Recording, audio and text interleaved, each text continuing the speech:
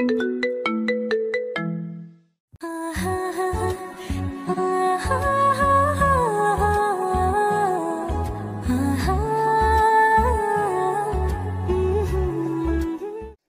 রাতে নিজের স্বামীর জায়গায় যখন অন্য কেউ ধর্ষণ করেছিল তখন বুঝেছিলাম কষ্ট কাকে বলে।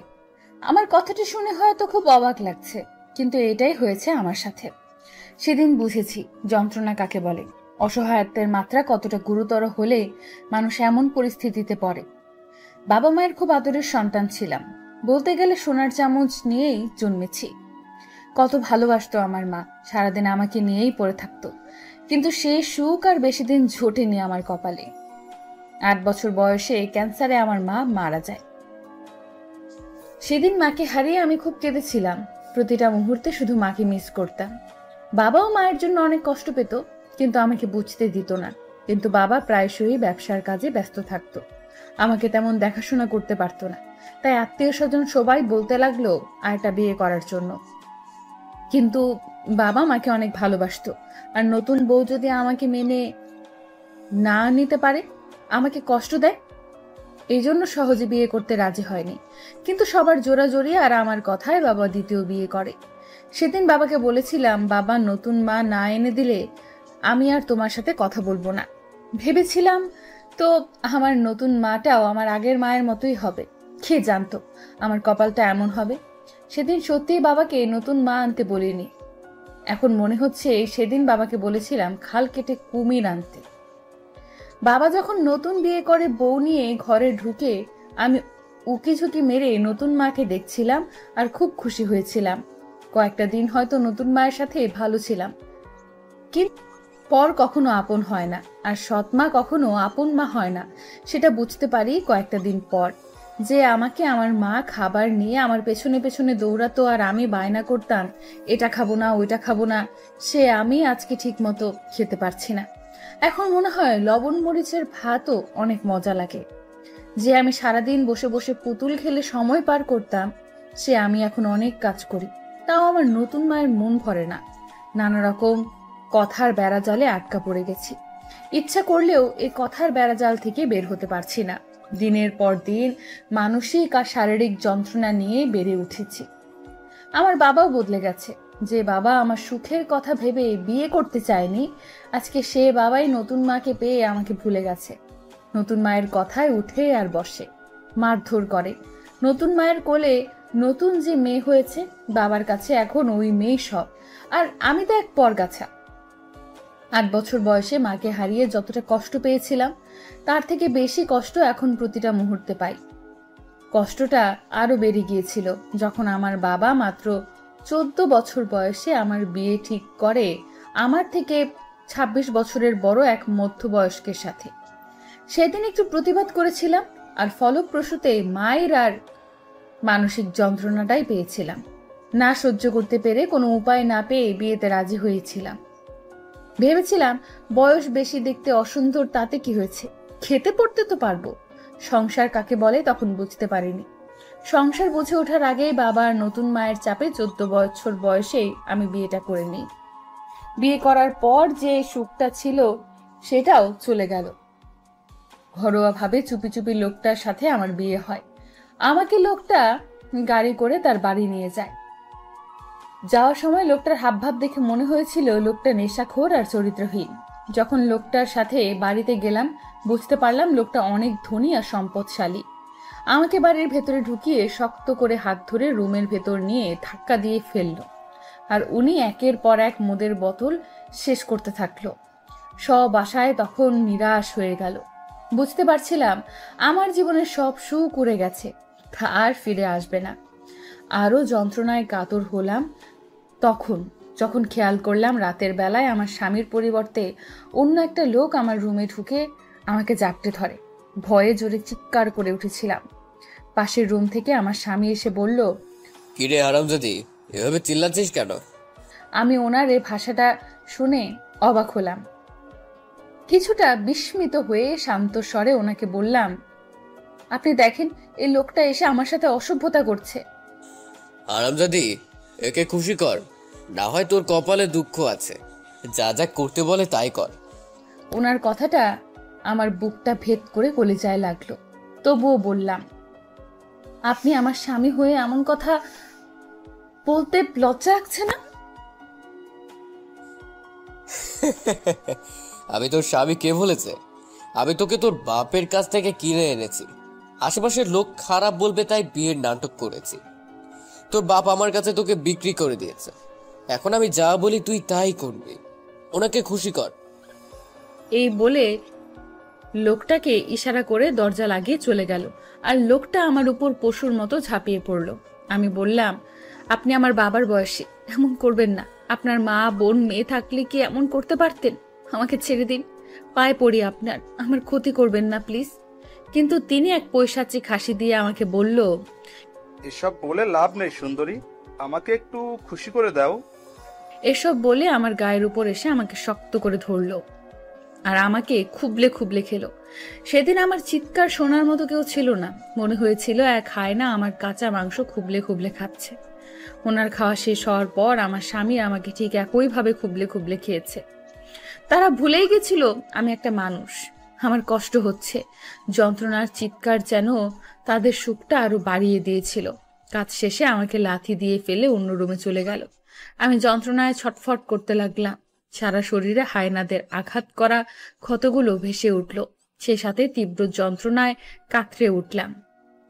বড় স্বপ্ন নিয়ে বিয়ে না করলেও একটু আশা নিয়ে বিয়েটা করেছিলাম। আজ সে আশাটাও ভেঙে গেল। জীবনে এতটা কষ্ট লেখা ছিল বুঝতে পারিনি। আজকে আমার জীবনে সব শেষ। সারা শরীরটাই সাক্ষী দিয়েছে আমি আজকে কতটা নিরুপায়। সেদিন বুঝেছিলাম পুরুষ মানুষ কতটা খারাপ, কতটা জঘন্য হলে একজন বাবা তার মেয়েকে এমন লোকের কাছে বিক্রি করতে পারে, কত নিকৃষ্ট হলে একজন বাবার বয়সী লোক আমার মতো 14 বছরের মেয়েকে এভাবে হায়নাদের মতো রক্তাক্ত করতে পারে। কতটা কষ্ট সেদিন হয়েছিল আমি জানি। কষ্টের শেষটা যদি সেখানেই হতো তাহলে তো ভালোই ছিল। কিন্তু পরদিন সকালে খেয়াল করলাম আমার শরীরটা জ্বরে পুড়ে যাচ্ছে, সারা শরীরে ক্ষত হয়ে গেছে, তলপেটে প্রচুর ব্যথা হচ্ছে, উঠতে পারছি না ঠিক করে। কোনো রকমে উঠে দেখি বদমাইশ লোকটা আমার জন্য খাবার নিয়ে এসেছে আর আমাকে বলল, হারামজাদি, এই নে খা, খেয়ে রেডি হ। কাস্টমার আসবে দুইটা। খুশি করতে না পারলে খবর আছে। বেশি চিল্লাবি তো মাইরা তোরে ফাটাইয়া দিব। দয়া করে আপনি আমাকে কষ্ট দিবেন না, আমি আপনার পায়ে পড়ি। আমার শরীর ভালো না, আমি অসুস্থ, এতটা কষ্ট আমাকে দিবেন না। আপনার মেয়ে হলে কি পারতেন এমন করতে? আপনি আমার বাবার বয়সী, এরকম করবেন না। পুরুষ মানুষই হয় রে। ওরা বাবা স্বামী কিচ্ছু হয় না। তাড়াতাড়ি রেডি হ। পেটে তখন প্রচন্ড ক্ষুধা ছিল, কোনো রকমে খেয়ে নিলাম। তার কিছুক্ষণ পর একের পর এক লোক আসতে থাকলো আর আমার ক্ষত শরীরটাকে আরো খুবলে খুবলে খেলো।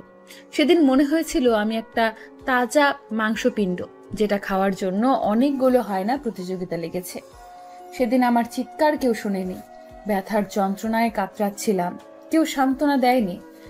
কখন যে অসুস্থ হলাম খেয়াল নেই। কোনো রকমে কয়েকটা ব্যথা কমার ওষুধ এনে দিয়েছিল, তা খেয়ে একটু সুস্থ হলাম। কিন্তু অসহ্য যন্ত্রণা সহ্যের পর লোকটা কয়েকদিন পর আমাকে একটা গলিতে নিয়ে গেল। খেয়াল করলাম সেখানে আমার মতো আরো অনেক মেয়ে সেজেগুজে দাঁড়িয়ে আছে। একে একে পুরুষ আসছে, যাকে পাচ্ছে তাকে নিয়ে রুমে ঢুকে যাচ্ছে।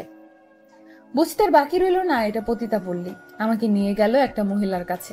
মহিলার নাম ডায়না। মহিলাটা আমার দিকে তাকিয়ে দেখে লোকটাকে বলল, এই মালরে এই হাল করলি কেন? এত চাপ দিচ্ছিস কেন এই মালরে? সারা শরীরে দাগ করে ফেলছিস। এর পেছনে এখন আমাকে টাকা ভাঙতে হবে। এই মালের জন্য 30,000-এর উপর 1 টাকাও দিতে পারুম না। মালটার কি হাল করছিস দেখছিস? ডায়নাজি সবে মাত্র 14 বছর বয়স, আর 5,000 বাড়াইয়া দেন। ঠকবেন না, নিলে আরো ভালো সার্ভিস দেয় সেই মাল। অবশেষে দর কষাকষি করে আমাকে 32,000 টাকায় বিক্রি করা হলো। আমি ডায়না আন্টির পায়ে আছড়ে পড়লাম আমাকে ছেড়ে দিতে। দেয়নি। কেন দিবেন? উনি তো পতিতাপল্লীর সর্দারনি। আমাকে এত টাকা দিয়ে কিনেছেন ব্যবসার জন্য। আমার দায়িত্ব দেওয়া হলো শোভাকে, যাতে আমাকে সব বুঝিয়ে দেওয়া হয়। শোভা আমাকে সব বুঝিয়ে দিল। কাস্টমারকে খুশি করতে হয়। শোভার পায়ে ধরলাম আমাকে যেন ছেড়ে দেওয়া হয়, কিন্তু সে তো এক ঘাটেরই মাঝি। আমারই মতো ভুক্তভোগী। সে তো প্রেম করে এক ছেলেকে বিশ্বাস করে এসেছিল, আর সেই ছেলে তার সরলতার সুযোগ নিয়ে তাকে বিক্রি করে চলে গেছে। এইভাবেই অসহনীয় যন্ত্রণাগুলো মেনে নিতে হয়েছিল। দেখতে দেখতে 2টা বছর পার হয়ে গেল। আমি ডালিয়া থেকে হয়ে গেলাম ডেইজি। কাস্টমারকে কিভাবে খুশি করে টাকা বাড়িয়ে নিতে হয় সব শিখে গেছি। সেই সাথে জেনে গিয়েছি পুরুষ মানুষের রূপগুলা। সত্যি পুরুষ মানুষই হয়, ওরা বাবা ভাই কিচ্ছু হয় না। এখানে আসে না এমন কোনো স্তরের লোক বাকি নেই। উঁচু নিচু সব স্তরের লোকেই এখানে আসে। এখানের মেয়েগুলোকে তারা মাংসপিণ্ড ভাবে আর খুবলে খুবলে খায়। এখন আমি এখানের সবচেয়ে ফেমাস। বাবুরা তো আমার জন্য পাগল। কথাগুলো বলে ডালিয়া হাসছিল, আর আমি তার মুখ থেকে কথাগুলো শুনে থমকে গিয়েছিলাম। কিছুক্ষণের জন্য স্তব্ধ হয়ে গিয়েছিলাম। মানুষের জীবনে এত কষ্টও থাকতে পারে জানা ছিল না। ডালিয়া ওরফে ডেইজি মেয়েটা কথাগুলো বলে খলখল করে হাসলেও তার হাসির পেছনে একটা চাপা কষ্ট ছিল, তা ঠিকই বুঝতে পেরেছিলাম। কিন্তু এর কিছুদিন পরেই ডালিয়ার জীবনে একটা ঘটনা ঘটে। ডালিয়ার পেটে বাচ্চা আসে। সাধারণত পতিতাদের বাচ্চাগুলোকে মাঝে মাঝে রেখে দেওয়া হয় মেয়ে জন্মানোর আশায়। ডালিয়ার বাচ্চাটাও তার অনুরোধে ডায়না রাখতে দেয়, কিন্তু ডালিয়ার এর মধ্যে কাজ বন্ধ, তাই সবকিছুতেই ঝামেলা হচ্ছিল। তার উপর 3 মাসের বাচ্চা পেটে। এর মধ্যেও কয়েকটা কাস্টমারকে তার খুশি করতে হয়েছে। সেদিন খানিকটা অসুস্থ ছিল, তাই ডায়না তাকে কাজ করতে নিষেধ করে। কিন্তু হুট করে ডায়নার কাছে একটা ভদ্রলোক আসে, আর ভদ্রলোকের নাম অরণ্য। অরণ্যকে নিয়ে আসে তারই পরিচিত একজন। অরণ্যকে দেখে ডায়না বলল, বাবু আসুন, আপনি মনে হয় এখানে নতুন। বলুন কোন মাল পছন্দ আপনার? পছন্দ হলে আমাকে জানান। অরণ্য চারপাশে ঘুরে হঠাৎ রুমের এক কোণে বসা ডালিয়াকে দেখতে পেল।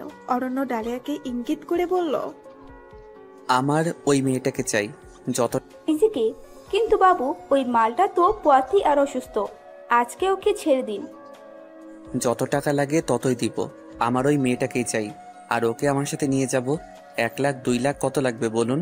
সেই টাকার কথা শুনে চমকে গেল। মনে মনে ভাবলো, নিয়ে যা ইচ্ছে করুক, পোয়াতে মেয়ে, এমনি ইনকাম কম, এর থেকে কিছুদিন এই জন্য বেঁচে দেই, এইটাই ভালো হবে।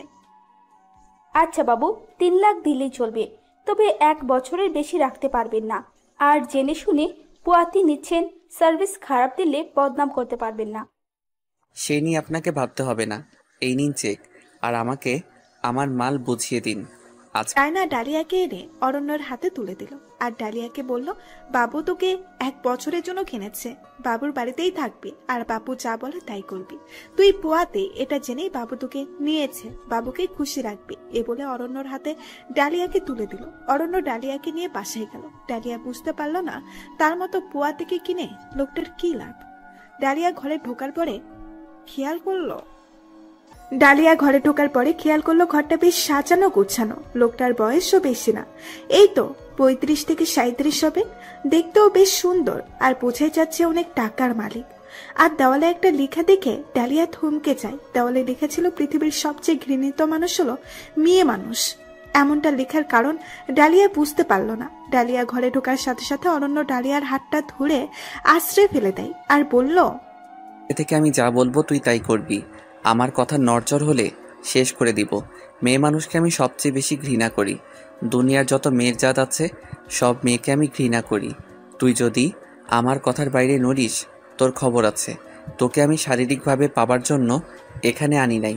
তোকে এনেছি যখন কোনো মেয়ের প্রতি আমার ঘৃণা জন্মাবে, তখন তোকে একটা করে শাস্তি দিয়ে আমার রাগ মিটাবো। সে আপনি যাই করুন অরণ্য বাবু, আজকে আমাকে একটু বিশ্রাম নিতে দিন। শরীরটা খুব খারাপ। কালকে থেকে আমি আপনার সব কথা মেনে চলবো। আমি পোয়াতি, আপনি তো জানেনই। না, এখন কোনো বিশ্রাম নাই তোর জন্য। আমার গা হাত পা টেপ। আমার কথার বাইরে গেলে তোর খবর আছে। ডালিয়া শান্ত স্বরে চুপ করে বসে হাত পা টিপতে লাগলো। ক্লান্ত শরীর যেন আর কিছুই মানছে না। মনে হচ্ছে একটু চোখ বুঝতে পারলে ডালিয়ার ভালো লাগতো। এসব ভাবতে ভাবতে কখন যে ডালিয়া অরণ্যের পায়ের উপরে ঘুমিয়ে গেল খেয়ালই করেনি। হঠাৎ অরণ্য ডালিয়াকে এভাবে দেখে রেগে মেগে আগুন হয়ে যায়। জুড়ে ডালিয়ার পেট বরাবর একটা লাথি মারে, আর ডালিয়া খাট থেকে ফ্লোরে পড়ে যায়। সাথে সাথে ফ্লোরটা রক্তে মেখে যায়। ডালিয়ার বাচ্চাটা মিসক্যারেজ হয়ে যায় আর ডালিয়া কাতরাতে থাকে যন্ত্রণায় আর বলে, প্লিজ অরণ্যবাবু আমাকে ডাক্তারের কাছে নিয়ে যান, না হয় আমার বাচ্চাটা মরে যাবে। এতটা নির্দয় হবেন না। এই বাচ্চাটা আমার কাছে অনেক কিছু। জীবনে প্রথম মা হয়েছি, অনেক কষ্ট পেয়েছি। বাচ্চা হারানোর কষ্টটা আমাকে দিবেন না। আমাকে ডাক্তারের কাছে নিয়ে যান। হারামজাদি, আমি নিয়ে যাব তোকে ডাক্তারের কাছে। আমি নিজে একজন প্রাক্তন ডাক্তার, কিন্তু ডাক্তারি ছাড়তে হয়েছে তোদের মতো নষ্টা মেয়ে মানুষের জন্য। হারামজাদি, তোর বাচ্চাটা শেষ হলে তো তুই কষ্ট পাবি অনেক, তাই না? হ্যাঁ অরণ্যবাবু, অনেক কষ্ট পাবো। দয়া করে আমার একটা ব্যবস্থা করুন, আমার বাচ্চাটাকে বাঁচান। তোর এই কষ্টটাই আমি উপভোগ করব। তুই কাঁদ, আমি তোকে দেখি। 1 ঘন্টা পর তোর বাচ্চা পুরোপুরি নষ্ট হলে তোর চিকিৎসা করব, এর আগে না। ডালিয়া মেঝেতে কাতরাতে লাগলো। ভাবলো আর কত দুঃখ তার কপালে লেখা আছে, আর কত কষ্ট পাবে সে। শেষ পর্যন্ত নিজের বাচ্চা হারানোর যন্ত্রণাও পেতে হলো। পেটের ব্যথায় ডালিয়া চিৎকার করতে লাগলো, কিন্তু সে কান্না শুনে অরণ্য শুধু হাসতে লাগলো। 1 ঘন্টা পর ডালিয়া নিস্তেজ হয়ে পড়ল। রক্তের সারা শরীর আর মেঝে মেখে গেল। ডালিয়া সেন্সলেস হয়ে গেল। ডালিয়ার সেন্স ফেরার পরে ডালিয়া খেয়াল করলো ডালিয়ার হাতে স্যালাইন দেওয়া। জেগে ওঠার সাথে সাথে অরণ্য বলে উঠল, ডালিয়া করে লাভ নেই, তোর বাচ্চা আর নেই। তোর বাচ্চাটা শেষ, তোর বাচ্চাটা মারা গেছে। তোকে কষ্ট দিতে পেরে কি যে আনন্দ হচ্ছে, কি বলবো। ইস, ডেইজির বুঝি খুব কষ্ট হচ্ছে। আপনি আমাকে কেন কিনে এনেছেন বলবেন? বললাম তো, তোকে মানসিক যন্ত্রণা দেওয়ার জন্য। তোকে মানসিক যন্ত্রণা দিয়ে শেষ করে দিব। আমাকে মানসিক যন্ত্রণা দিয়ে আপনার লাভ? কিন্তু লাভ ক্ষতি কিচ্ছু জানি না, এতে আমার শান্তি। তো কেন? কারণ মেয়ে মানুষকে আমি ঘৃণা করি। মেয়ে মানুষকে কষ্ট দিতে পারলে আমি শান্তি পাই। তাই তোকে একের পর এক মানসিক কষ্ট দিব, আর আমি মানসিক শান্তি নিব। এবার খেয়ে নে। 15 দিন তোকে কিছু করব না, যা করার 15 দিন পর করব। ডালিয়া অরণ্যর কথা শুনে অবাক না হয়ে পারল না। ডালিয়া বুঝতে পারল না অরণ্য বাবুর মনে মেয়েদের প্রতি এত ঘৃণা কেন, আর ডালিয়াকে মেরে সে কি শান্তি পাবে। এসব ভাবতে ভাবতে ডালিয়া অস্থির হয়ে গেল। ডালিয়া বুঝতে পারল তার জীবনে সুখ শব্দটা আর নেই। ভেবেছিল অরণ্য বাবু হয়তো বুঝবে, কিন্তু পুরুষ মানুষ যে সব এক সেটা আবার প্রমাণিত হলো। বাচ্চাটার কথা ভেবে ডালিয়া কান্নাই ভেঙে পড়ল। অচমকে সে জোরে চিৎকার করে কাঁদতে লাগলো। আর ডালিয়ার কান্না শুনে অরণ্যর হাসি শুনে যেন ডালিয়ার আরো বুক ফেটে কান্না আসছিল। 15 দিন অরণ্য ডালিয়ার আশেপাশেও আসেনি। খাবারগুলো শুধু কাজের লোক পাঠিয়ে দিয়েছে। এর মধ্যে ডালিয়া একটু সুস্থ হলো, হাঁটতে চলতে পারছে। অচমকা ডালিয়া হাঁটতে গিয়ে সাবান পানিতে পিছলে পড়ে। ডালিয়ার মনে হলো এবার কলিজাটা বের হয়ে গেল। ডালিয়া পরে ছটফট করতে লাগলো। বুঝতে পারলো না সাবানের পানিটা কে রাখলো এখানে। হঠাৎ অরণ্য হাসতে হাসতে বলল, ডার্লিং, ব্যথা পেয়েছো? সাবানের পানিটা আমি ঢেলেছি যাতে তুমি পড়ে গিয়ে এভাবে ছটফট করতে পারো আর আমি হাসতে পারি। আপনি কেন আমার সাথে এমন করছেন? বলেছি তো, মেয়ে মানুষ আমার সহ্য হয় না। তোকে কষ্ট দিতে পারলে আমার শান্তি লাগে। ডালিয়া কোন রকমে মেঝে থেকে উঠে বিছানায় গেল। ডালিয়ার আজকে বুক ফেটে কান্না আসলো। আর কত কষ্ট তাকে পেতে হবে, আর কত কষ্ট তার কপালে লেখা আছে। এই কোন নরকে এসে সে পড়লো। ভাবতে ভাবতে ঘুমিয়ে গেল। পরদিন সকালে ডালিয়া অরণ্যকে দেখে চমকে গেল, কারণ ডালিয়া ঘুম থেকে উঠে খেয়াল করলো অরণ্য ডালিয়ার পাশে বসে আছে। অচমকা ডালিয়া অরণ্যকে দেখে যেন তার ঘুমের ঘোর কেটে গেল। ডালিয়া বেশ চমকে গেল অরণ্যকে এইভাবে দেখে। বুঝতে পারলো না অরণ্য বাবু এভাবে বসে আছে কেন। কিছুটা বিস্মিত আর কাঁপা কাঁপা সুরে ডালিয়া অরণ্যকে বলল, অরণ্যবাবু আপনি এখানে? কিছু লাগবে? আমি কি কোনো ভুল করেছি? অরণ্য এবার একরাশ হাসি দিয়ে বলল, না ডেইজি, তুমি কোনো ভুল করনি। আমি তো এসেছি তোমার জন্য নাস্তা নিয়ে। কালকে রাতে কিছু খাওনি। এইভাবে না খেয়ে থাকলে যে তোমার শরীর খারাপ করবে। এই নাও, ব্রাশ পেস্ট লাগানো আছে, তাড়াতাড়ি দাঁত ব্রাশ করে আসো আর এসে খাও। খেয়ে রেডি হও, আমরা একটু বাইরে ঘুরতে যাব। অরণ্যর এরকম ব্যবহার দেখে ডালিয়া কিছুটা আশ্চর্য হলো। কাপা কাপা হাতে ব্রাশটা নিয়ে বাথরুমে গেল। আশেপাশে খেয়াল করলো কোথাও সাবানের পানি ফেলে রেখেছে কিনা, কিন্তু কোথাও কোনো পানি নেই। সবকিছু ঠিক আছে। দাঁত ব্রাশ করে রুমে আসলো। খেয়াল করলো অরণ্য রুটিতে জেলি মাখছে। ডালিয়াকে দেখেই অরণ্য বলে উঠল, আরে ডেইজি, তাড়াতাড়ি আসো, চা ঠান্ডা হয়ে যাচ্ছে যে। তাড়াতাড়ি রুটি জেলি চা খাও, আর সাথে এক গ্লাস দুধও খেয়ে নিবা, তা না হলে তো ভালোভাবে সুস্থ হবা না তুমি। তাড়াতাড়ি এসে খেয়ে নাও। ডালিয়া অরণ্যকে যতই দেখছে মনে হচ্ছে স্বপ্ন দেখছে। অরণ্যর এমন ব্যবহার ডালিয়াকে আশ্চর্য না করে পারল না। ডালিয়া কিছুটা ভীত হয়ে অরণ্যর পাশে গিয়ে বসলো। অরণ্য ডালিয়াকে খাবার খেতে দিল। কিছুটা ভয় ভয় নিয়ে ডালিয়া খেতে লাগলো। পাশ থেকে অরণ্য বলে উঠল, চাটা কেমন হয়েছে? আমি বানিয়েছি কিন্তু। অনেক ভালো হয়েছে অরণ্য বাবু, আপনি সত্যি অনেক ভালো চা করেন। আমার জন্য এতটা কষ্ট না করলেও পারতেন। আরে এতে আর কি কষ্ট, আমার একটু শান্তির জন্য এইটুকু কষ্ট তো করতেই পারি। আর শোনো, আমাকে আজ থেকে শুধু অরণ্য বলে ডাকবে, বাবু বলার দরকার নেই। ডালিয়া এই কথাটা শোনার পরে চমকে গেল। বুঝতে পারলো না সে কি স্বপ্ন দেখছে নাকি সত্যি, আর বলল, আচ্ছা, আপনি যা বলবেন তাই হবে। আচ্ছা, তোমার নাম কি? ডেইজি নাকি আরো কোনো নাম আছে? আমার নাম ডালিয়া ছিল, সেখান থেকে ডেইজি হয়েছে। ও তাই বলো, তোমাকে আমি ডালিয়া বলেই ডাকবো, কারণ তোমার ডালিয়া নামটা অনেক সুন্দর। ঠিক আছে, আপনার যা ইচ্ছা ডাকেন, আমার কোনো আপত্তি নেই। ডালিয়া, তোমার চুলগুলো অনেক সুন্দর। তোমার চুলগুলোকে তুমি অনেক ভালোবাসো, তাই না? ভালোবাসা বলতে পৃথিবীতে কিছু আছে কিনা জানি না, তবে চুলগুলো আমার অনেক পছন্দের। শত কষ্টের মধ্যেও চুলগুলোকে আগলে রেখেছি। খুব বেশি যত্ন নিতে পারি না, তবুও যে চুলগুলো হাঁটু পার হয়েছে এটাই অনেক। অরণ্য কিছুটা মুস্কি হেসে বলল, সত্যি তোমার চুলগুলো অনেক লম্বা আর সুন্দর। তুমি রেডি হয়ে নাও, তোমাকে নিয়ে পার্লারে যাব, তোমার চুলে শ্যাম্পু করাবো, দেখবা চুলগুলো আরো সুন্দর হয়ে যাবে। আমি রেডি হচ্ছি, তুমি রেডি হয়ে বের হও। ডালিয়া অরণ্যর কথা যতই শুনছে ততই বিস্মিত হচ্ছে। সত্যিই কি এমন কিছু হচ্ছে নাকি সব স্বপ্ন? নিজের শরীরে নিজে একটা চিমটি কেটে আহ করে উঠল। সত্যিই তো এটা বাস্তব। ডালিয়া ভাবনার সাগর থেকে বের হয়ে তাড়াতাড়ি রেডি হলো। অরণ্য ডালিয়াকে দেখে বলল, আরে তুমি চুল বাঁধলে কেন? চুলগুলা খোলা রাখো, সুন্দর লাগবে। অরণ্যর কথা শুনে ডালিয়া চুলগুলো খুলল, আর খোলা চুলে অরণ্য ডালিয়াকে দেখে বলল, বাহ, বেশ সুন্দর লাগছে। এই বলে একটা টিপ কপালে পরিয়ে দিয়ে বলল, এখন আরো বেশি সুন্দর লাগছে। ডালিয়া অরণ্যকে যতই দেখছে ততই অবাক হচ্ছে। হঠাৎ করে অরণ্যর এমন ব্যবহার ডালিয়াকে যেন রূপকথার রাজ্যে নিয়ে গেল। তারপর দুইজন মিলে একসাথে বের হলো। ডালিয়ার কাছে সবকিছু যেন স্বপ্ন স্বপ্ন লাগলো। গাড়ির কাছ দিয়ে বাহিরে তাকিয়ে আকাশটা দেখতে লাগলো। কতদিন ডালিয়া এই খোলা আকাশের নিচে হাঁটে না। ছোটবেলায় কথাগুলো মনে করতে লাগলো। তার মা তাকে খাওয়ানোর জন্য কিভাবে দৌড়াতো, কিভাবে সে পুতুল খেলতো, এসব ভাবতে লাগলো। নিমিষেই যেন একটা সুখের রাজ্যে হারিয়ে গেল ডালিয়া। হঠাৎ অরণ্যর গাড়ির ব্রেকে ডালিয়ার স্বপ্নের ঘোর কাটলো। খেয়াল করলো অরণ্য গাড়ি থেকে নামলো আর ডালিয়াকে নামার জন্য বলল। ডালিয়াও নামলো। ডালিয়া দেখলো অরণ্য তাকে মস্ত বড় একটা পার্লারে নিয়ে আসছে, আর পার্লারের দিকে ইশারা করে বলছে, ডালিয়া, এই যে পার্লারটা দেখছো, এটাতে নিয়ে গিয়ে আজকে তোমার চুলগুলোর ব্যবস্থা করব। অরণ্যর কথা যতই শুনতে লাগলো ততই যেন অবাক হতে লাগলো। অরণ্য ডালিয়াকে নিয়ে গেল পার্লারে। পার্লারে নিয়ে গিয়ে মহিলাকে বলল, এই চুলগুলো কেটে ঘাড় সমান করে দিন। ডালিয়া অরণ্যর মুখে এমন কথা শুনে আটকে গেল আর বলে উঠল, চুল কেটে ঘাড় সমান করবে মানে? আমি চুল কাটবো না, এগুলো আমার অনেক শখের চুল। জীবনে অনেক কষ্ট করেছি, কিন্তু চুলগুলোকে কখনো অযত্ন করিনি। এই জন্যই তো তোমার চুল কাটবো। তুমি কি ভেবেছিলে আমি তোমাকে আদর করছি? হা হা হা, এত বোকামি আমি আমার জীবনে দেখিনি।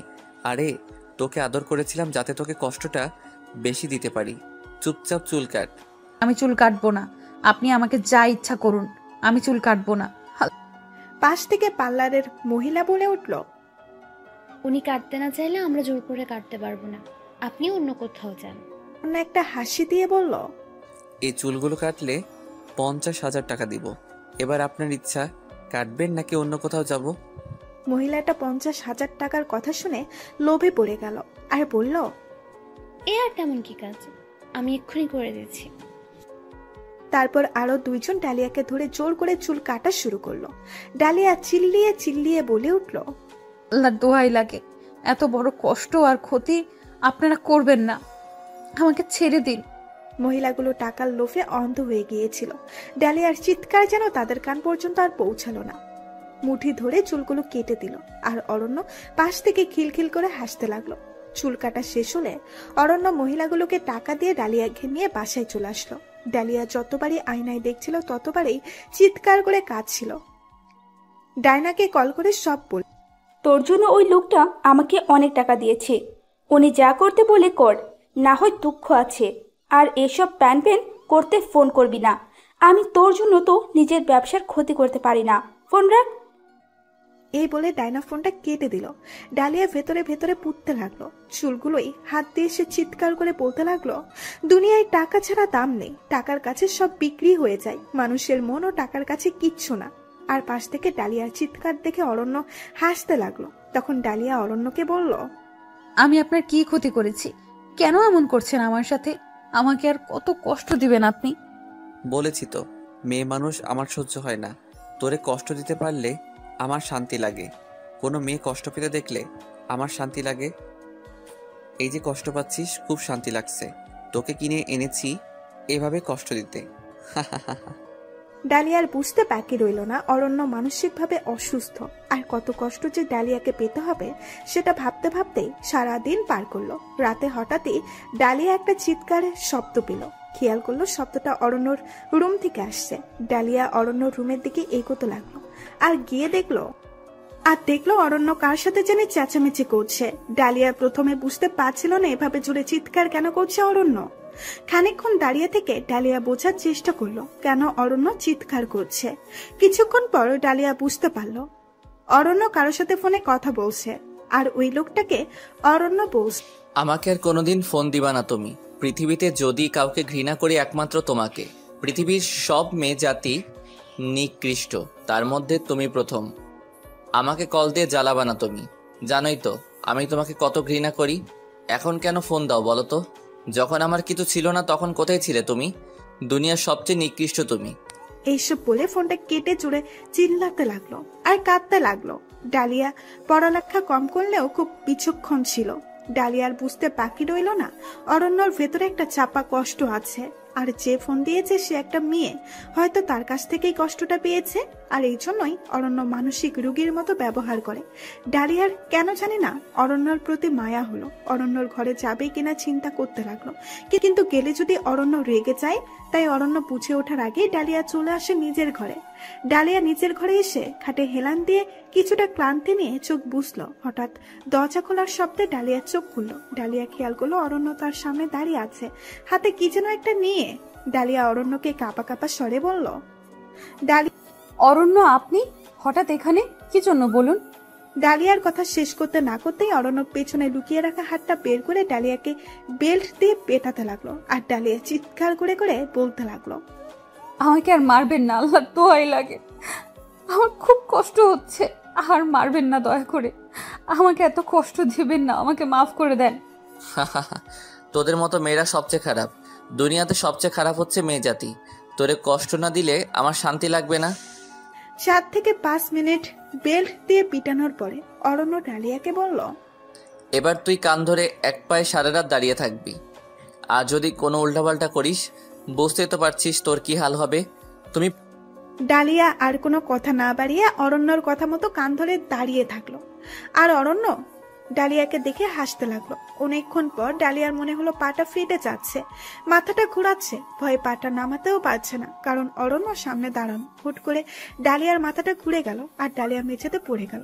ডালিয়া যখন জ্ঞান ফিরলো তখন দেখলো ডালিয়া বিছানায় শুয়ে আছে। ডালিয়ার বুঝতে বাকি রইল না অরণ্যই তাকে বিছানায় শুয়ে রেখে গেছে। এটাও বুঝতে পারলো যখনই কোনো মেয়ে তাকে কষ্ট দেয় তখনই অরণ্য ডালিয়াকে কষ্ট দেয়। গতকাল হয়তো কোনো মেয়ে ফোন দিয়ে কিছু বলেছে, তাই হয়তো ডালিয়াকে এভাবে শাস্তি দিয়েছে। অরণ্যর প্রতি থাকা রাগটাও যেন এবার ফিকে হয়ে গেল ডালিয়ার। ডালিয়া বেশ ভালোই বুঝতে পারছিল অরণ্য কোনো চাপা কষ্ট পেয়েছে, কোনো কষ্ট পেয়ে অরণ্য এমন করছে। আর এই জন্যই হয়তো অরণ্য ডালিয়ার সাথে এমন করছে। হঠাৎ করে ডালিয়াকে অরণ্যর বাসার চাকর রহমত চাচা ডাক দিল, মা ডালিয়া, তুমি নাস্তা করে নাও। অরণ্য একদিনের জন্য বাইরে গেছে, তোমাকে বাড়ির বাইরে যেতে নিষেধ করেছে। দয়া করে বাড়ির বাইরে গিয়ে বা পালিয়ে গিয়ে ওকে কষ্ট দিও না। এর আগেও একটা মেয়ে এনেছিল, অরণ্যের অত্যাচারে পালিয়ে গিয়েছে। অরণ্য তোমাকে জানি অনেক কষ্ট দেয়, কিন্তু ওর মনটা অনেক ভালো। দয়া করে তুমি পালিয়ে যেও না, এখন নাস্তা খেয়ে নাও। ডালিয়া ওনার কথা শুনে একটু বিস্মিত হলো। অনেকদিন পর ডালিয়াকে কেউ এভাবে বাবার মতো আদর করে কথা বলেছে। কারণ এই 2 বছরে ডালিয়া শুধু পুরুষের রূপ দেখেছে, কিন্তু রহমত চাচার চোখে দেখেই বোঝা যাচ্ছে তার চাওয়াতে কোনো কুদৃষ্টি নেই। ডালিয়া রহমত চাচার দিকে তাকিয়ে বলল, চাচা, আমি আর কোথায় যাব বলেন? আমার যাওয়ার জায়গা নেই, থাকতে হলে যে এখানেই থাকতে হবে। আপনি চিন্তা করবেন না, আমি যাব না। আপনি যান, আমি নাস্তা খেয়ে নিচ্ছি। কথাটা শুনে স্বস্তি পেলাম মা। চিন্তা তো আর এমনিতেই করি না, তুমি আমাকে এইটুকু বলে চিন্তামুক্ত করলে মা। এরপর এসব বলে রহমত চাচা চলে গেল। তারপর ডালিয়া নাস্তা করলো আর ভাবতে লাগলো অরণ্য কোথায় গেল। আবার ভাবলো এই বাড়িতে আসার পর সেও বাড়িটাও ঘুরে দেখেনি। অরণ্য আসার আগে একটু বাড়িটা ঘুরে দেখার খুব ইচ্ছে হলো ডালিয়ার। ডালিয়া রুম থেকে বের হয়ে নিচে নামলো।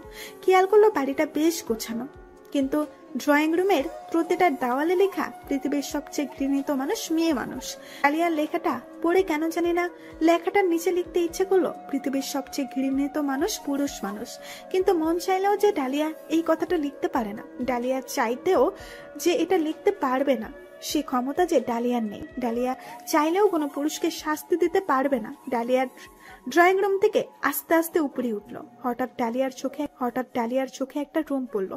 ডালিয়া খেয়াল করলো এই রুমটা অন্য সব রুম থেকে একটা আলাদাভাবে গোছানো। দেওয়ালে খেয়াল করলো একটা মেয়ের ছবি। মেয়েটা বেশ সুন্দরী। পাশের ছবিটাই খেয়াল করলো একটা মহিলার ছবি দেওয়া। এর পাশের ছবিটা 3 জনের গ্রুপ ছবি। তার পাশে ছবিটা অরণ্যর সাথে মেয়েটার বেশ রোমান্টিক একটা ছবি। অরণ্য মেয়েটাকে চোখ ধরে নিয়ে কেকের সামনে নিয়ে গেছে, আর ঠিক সেই মুহূর্তে ক্লিক করা একটা ছবি। ডালিয়া বুঝতে পারলো অরণ্য হয়তো মেয়েটাকে জন্মদিনের সারপ্রাইজ দিচ্ছিল। তার পাশে আরেকটা ছবি, সেটাতে মেয়েটা অরণ্যর কান মুছে দিচ্ছিল। তার পাশে আরেকটা ছবি, সেটাতে মেয়েটার অরণ্যের কান মুলে দিচ্ছিল। পাশের ছবিটার পাশে একটা ফুলদানিতে তাজা গোলাপ আর রজনী গন্ধা রাখা ছিল। একের পর এক ছবি দেখতেই ডালিয়ার যেন স্বপ্নের জগৎ কল্পনা করে ফেলতেছিল। ছবিগুলো দেখে চোখের সামনে যেন রোমান্টিক মুহূর্তগুলো ভেসে উঠলো।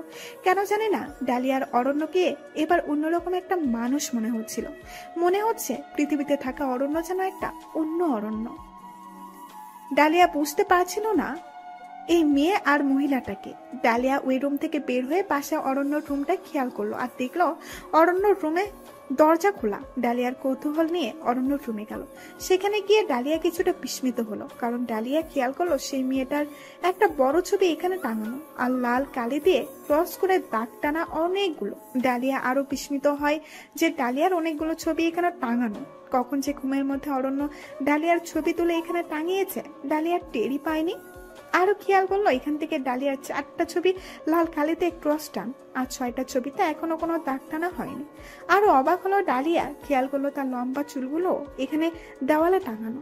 ডালিয়া কিছুটা বিস্মিত হলো। হঠাৎ রহমত চাচার ডাকে ডালিয়ার ঘোর কাটলো।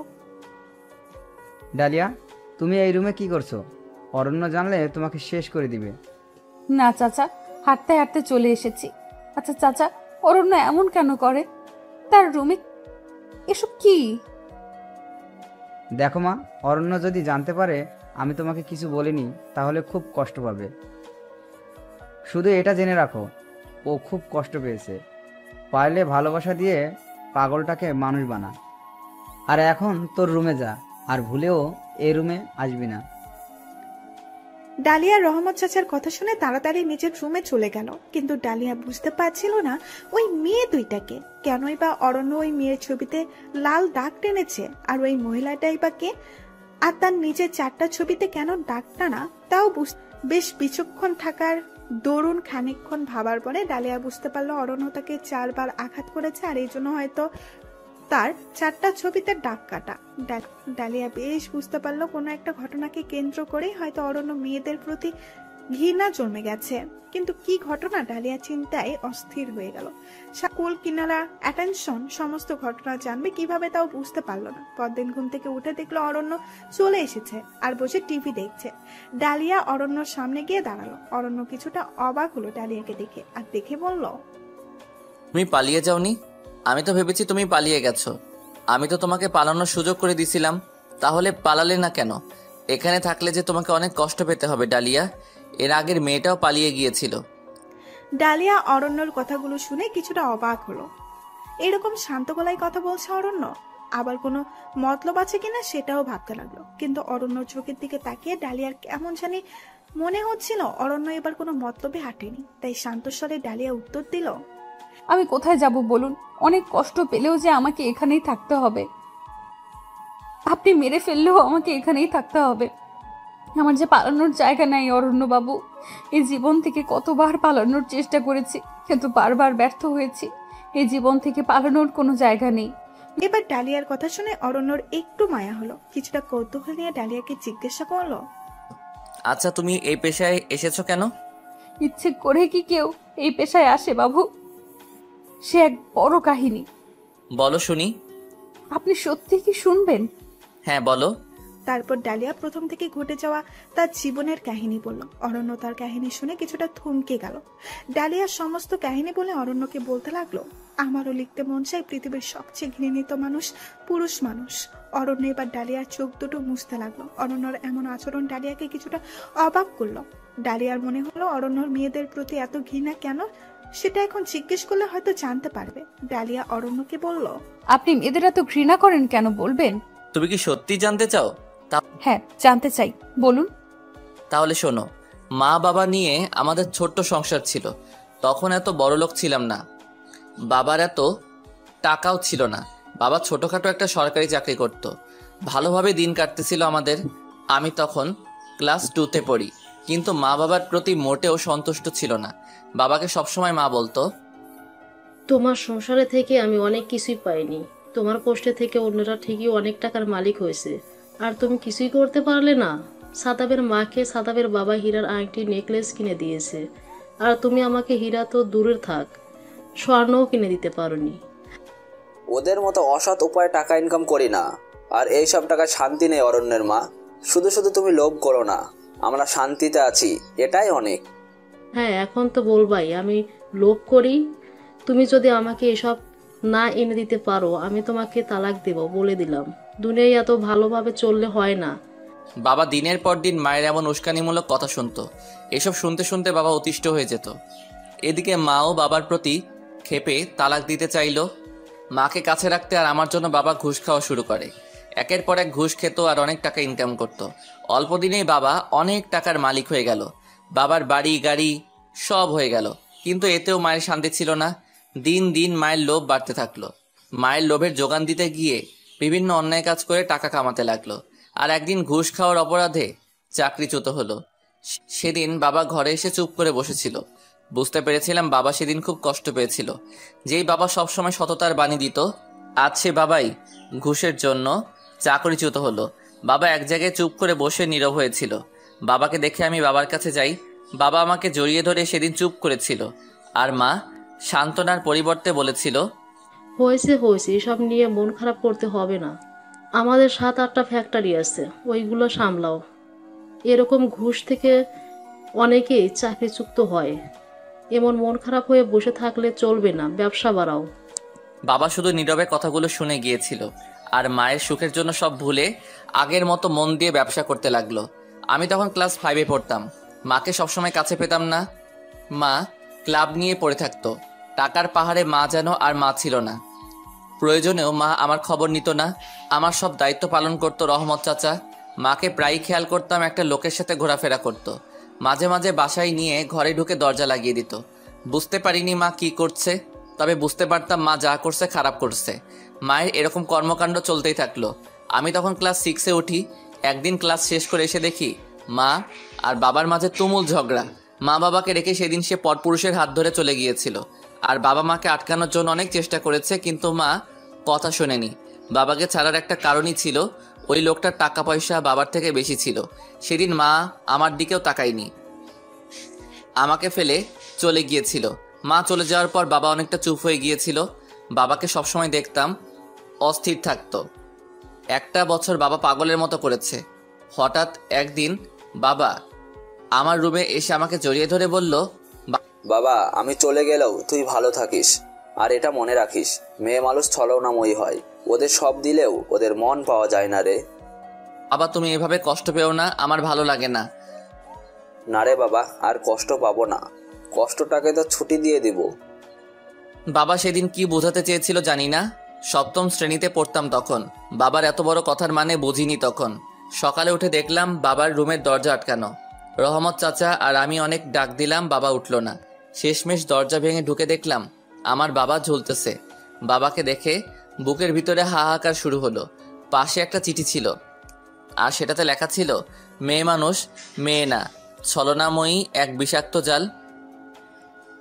বাবার লাশটা পুলিশে নিয়ে গেল, ময়না তদন্ত করে ফেরত দিল। বাবাকে দাফন করে রুমে ঢুকলাম। খেয়াল করলাম বাবার উকিল দাঁড়িয়ে আছে। উনি বলল, সম্পত্তির অর্ধেক আর ব্যাংকের টাকা লিখে দিয়ে গেছে আমার নামে। আমি প্রাপ্তবয়স্ক হওয়ার পর সেগুলো পাবো, আর সে পর্যন্ত আমার দায়িত্ব নিবে রহমত চাচা, আর সব সামলাবে রহমত চাচা। আর বাকি অংশ লিখে গেছে আশালতা, মানে আমার মায়ের নামে। সেদিন খুব অবাক হয়েছিলাম এটা ভেবে, বাবাকে এত কষ্ট দেওয়ার পরও মাকে সম্পত্তি লিখে দিছে। এই জন্য মা ঠিকই বাবার সম্পত্তি নিতে এসেছিল, কিন্তু আমার দিকে ফিরেও তাকায়নি। কতটা স্বার্থপর হলে এমন করতে পারে সেদিন আমি বুঝেছিলাম। বাবার খুব শখ ছিল আমি ডাক্তার হই, তাই আমি পড়াশোনায় অনেক মনোযোগ দেই। আর এদিকে রহমত চাচা সব সুন্দরভাবে সামলানো শুরু করে। রহমত চাচাই ছিল আমার বাবা আর মা। আমিও মেডিকেলে চান্স পাই। মেডিকেলে ভর্তি হওয়ার পর হঠাৎ ক্লাসে একটা মেয়ের উপর চোখ গেল। খেয়াল করলাম মেয়েটার চোখগুলো বেশ সুন্দর আর টানা টানা। মেয়েটাকে দেখেই ভালো লেগে গিয়েছিল। খোঁজ নিয়ে জানতে পারি মেয়েটার নাম মাবিহা। মাবিহাকে দেখে আমি হারিয়ে যেতাম স্বপ্নের রাজ্যে। মাবিহাকে লুকিয়ে ফলো করতাম। খুব ইন্ট্রোভার্ট হওয়ার কারণে মাবিহাকে তেমন কিছু বলতে পারতাম না, খালি তাকিয়ে থাকতাম। একদিন কলেজ ফাংশনে খেয়াল করলাম মাবিহা নীল শাড়ি পরেছে, কপালে নীল টিপ আর ঠোঁটে গাঢ় লাল টুকটুকে লিপস্টিক। মাবিহাকে দেখে হা করে তাকিয়েছিলাম। খেয়াল করলাম মাবিহা আমার দিকে আসছে। মাবিহা যতই আমার কাছে আসছিল ততই হার্টবিটটা যেন বেড়ে যাচ্ছিল। হঠাৎ মাবিহা আমার কাছে এসে বলল, মনে হচ্ছে ইদানিং তোমার সাথে আমার দেখাটা অনেক বেশি হয়ে যাচ্ছে। আচ্ছা, ফলোটা কি তুমি আমাকে বেশি করছো নাকি আমি তোমাকে? আমি ভিতরে ভিতরে একরাশ হাসি দিয়ে শান্ত গলায় বললাম, মনে হয় আমি করেছি। আমি কোনো ভুল করে থাকলে সরি। আরে বোকা, ভুল কেন করবা? আমার তো বেশ ভালোই লাগে। আচ্ছা, তোমার নাম জানো কি? অরণ্য। বাহ, খুব সুন্দর নাম তো। আমার নাম কি জানো নাকি খোঁজ নিয়ে জেনে ফেলেছো? না, মানে জানি। তোমার নাম মাবিহা। আরে এত লজ্জা পাচ্ছ কেন? লজ্জা পেলে তোমাকে খুব কিউট লাগে। আচ্ছা, তোমার নাম্বারটা কি বলো তো? মাবিহা আমার নাম্বার চাচ্ছে। মনে হচ্ছে কোনো স্বপ্ন দেখছিলাম। আমার হার্টবিটটা যেন আরো বেড়েই চলল।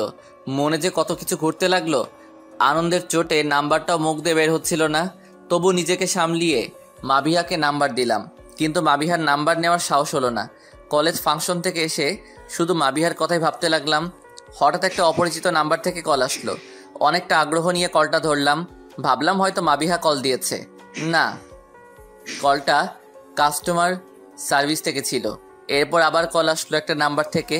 আমি ধরলাম। এবার ফোনের ওপাশ থেকে একটা সুরেলা কণ্ঠ বলে উঠল, অরণ্য, আমি মাবিহা। কেমন আছো?